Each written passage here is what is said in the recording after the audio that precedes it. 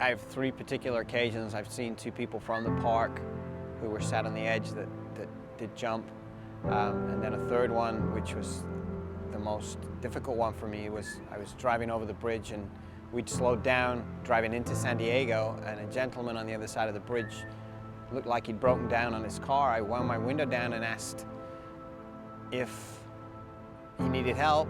He looked me in the eye, turned around, and just jumped over the side of the bridge. It's kind of strange that I don't know his name, but this was probably 15 years ago, and I can close my eyes right now and still see his face.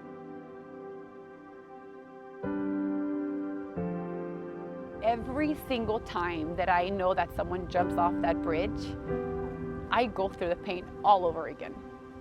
I hurt for all the families because we are left with all the pain. They're not here anymore. We have to still try to put the pieces together and continue to go on with our lives, but it's hard. It's really hard. We attended this game just 3 days prior. The game was on October 22nd, and Chris took his life on October 25th of 2016. At the game, I didn't detect any hint of a problem. I mean, he had struggled with depression, and we knew that, everybody knew that he was seeing counseling, and his spirits were high. He was with his girlfriend, and they were doing very well together, and I had no hint that he was, no hint that this was coming at all. So to see him that Saturday, and then just a few days later, the following Tuesday, for him to be gone was devastating.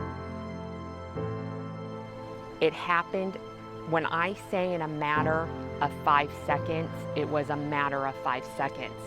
This car stopped in front of us, and I thought to myself, that's so unusual and I thought he was broke down.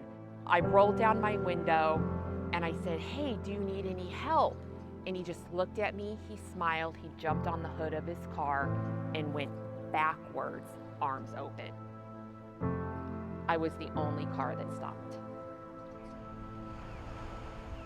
I got involved with the Coronado Bridge Collaborative as a result of losing my girlfriend, Susan Mercier, back on October 26, 2015. And I have found this group to be extremely supportive and instrumental in creating change here in San Diego regarding the Coronado Bridge and suicide awareness and prevention specifically.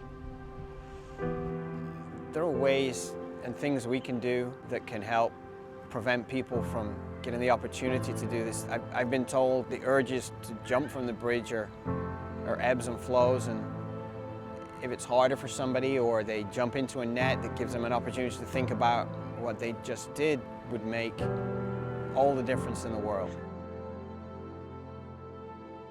I totally and utterly believe with every fiber in my being that the nettings would help.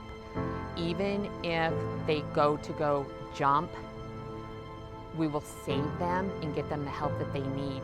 Somebody loves them. I think the biggest question I had was, would a net help? And honestly, everything I read, the survivors that said yes, that extra 2 seconds once they leaped off the bridge, they realized that they didn't want to do it. And to me, I realized at that point that, you know, this is so important to do, because 2 seconds really is important. It's life-saving. If there was some way that access to the bridge was restricted, if there was netting or a higher barrier or something that keeps people from having such an easy choice, he could still be here with us today.